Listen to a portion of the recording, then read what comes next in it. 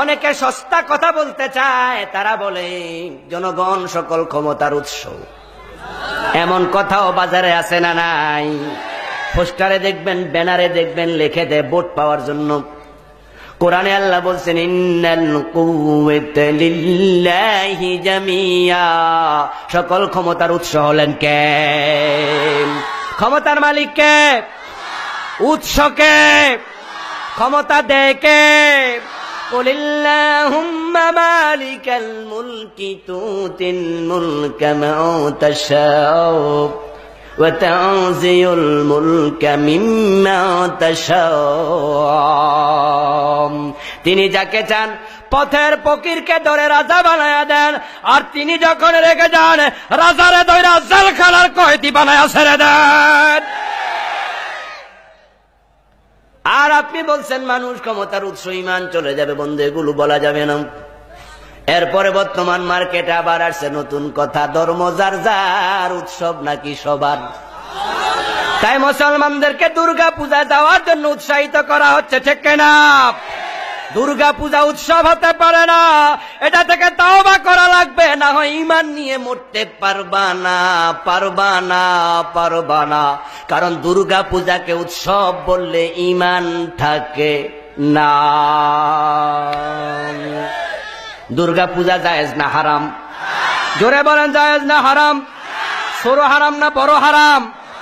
কেউ যদি জেনা করেন আর আপনি হাততালি দিয়ে কোন ভালো কাজ করো, তাহলে মাসালা শুনুন। কেউ মদ খায়, আপনি বললেন ঠিক আছে করো। মাসালা হলো যে মদ খায় সে কাফের নাও হতে পারে, কারণ মদ যে খায় সবাই মদ জায়েজ মনে করে নাকি? অনেকে তো সঙ্গ দোষে খায়, ঠিক না? সঙ্গ দোষে নষ্ট হয়ে গেছে। জিজ্ঞাসা করেন মদ খাও কেন, দেখবেন মাথা নত করে বলবে ভুলে গেছে। তাই সব জেনাকারী কাফের নয়, সব মদ পানকারী কাফের নয়।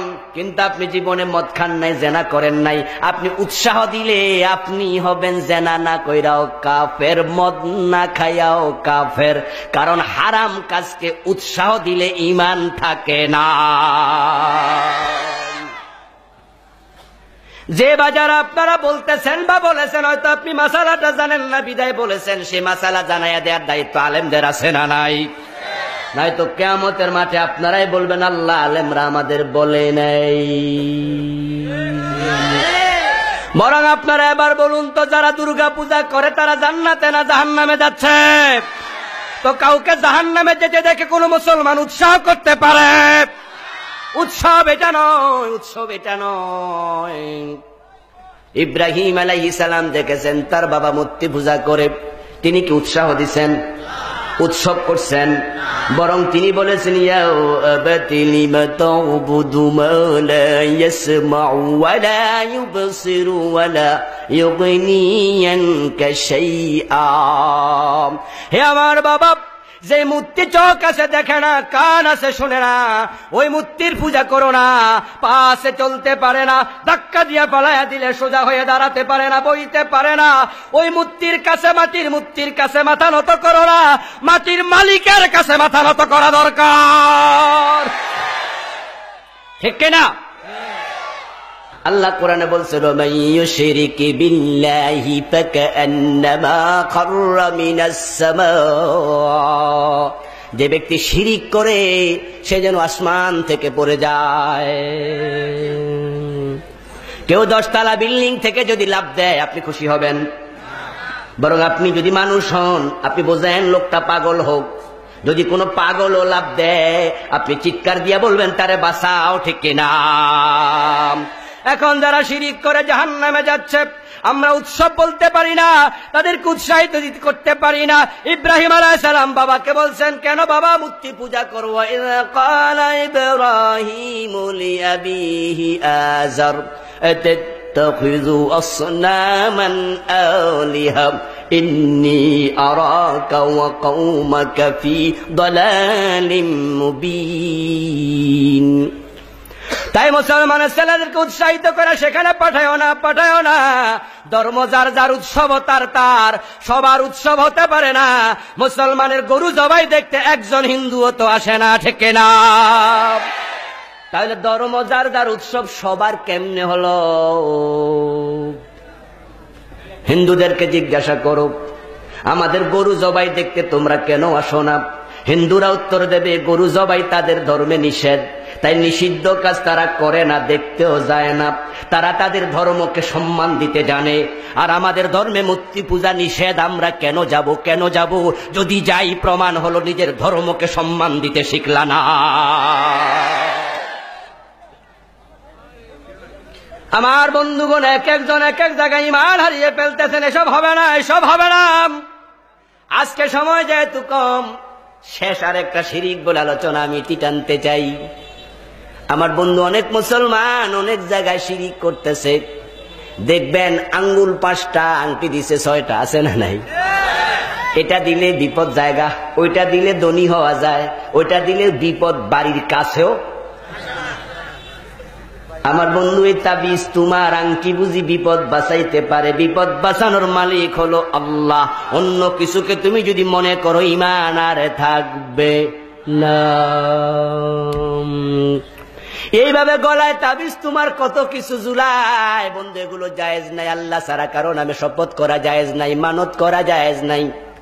কত রকমের শিরিক চলছে, কোরআন পড়লে পাবেন। একদিনে তো আর সব বলতে পারবো না, তবে একটা মারাত্মক শিরিকে আপনারাও অনেকে লিপ্ত আছেন, সেটা বলে শেষ করব।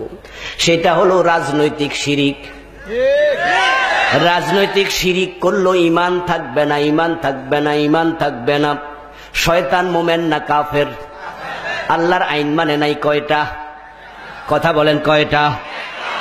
এখন রাজনৈতিক শিরিক করতেছেন। আল্লাহ কয় চোরের হাত কাটো। আমাদের নেতারা আইন বানাইছে চোরকে জেলে দাও।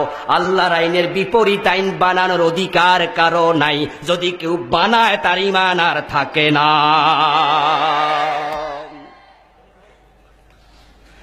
আমার মুসলমান ভাইরা, আল্লাহ তাআলা নিজে কোরআনে বলেছেন, আলা লাহুল খালকু ওয়াল আমর ইনিল হুকমু ইল্লা লিল্লাহ। সাবধান, জমিন যার আইন তার, ঠিক না? জোরে বলেন, জমিন যার আইন তার। ইনিল হুকমু ইল্লা লিল্লাহ। আল্লাহ ছাড়া কারো হুকুম মানা যাবে না। এখন তোমার জমিন নাকি, তুমি কেন আইন বানাইলা? জমিন যার আইন তার, এটা আল্লাহর কোরআনের আয়াতে, আয়াতের অংশে অক্ষর আছে 16টা। আলা লাহুল খালকু ওয়াল আমর, গনে দেখবেন বাড়ি গিয়ে অক্ষর আছে 16টা। কাদিয়ানীরা মানে না অক্ষর 4টা। খা আলিফ তা মিম খাতামান নবিয়্যিন। নামাজ পড়ে 5 ওয়াক্ত, রোজা রাখে 1 মাস, দাড়ি রাখে আমাদের মতো, মসজিদ আছে, ইমাম আছে, মুয়াজ্জিন আছে, টুপি আছে, পাঞ্জাবি আছে। কিন্তু কোরআনের 4টা অক্ষর রাসূলকে শেষ নবী না মানার কারণে কাদিয়ানী মোমেন না কাফের?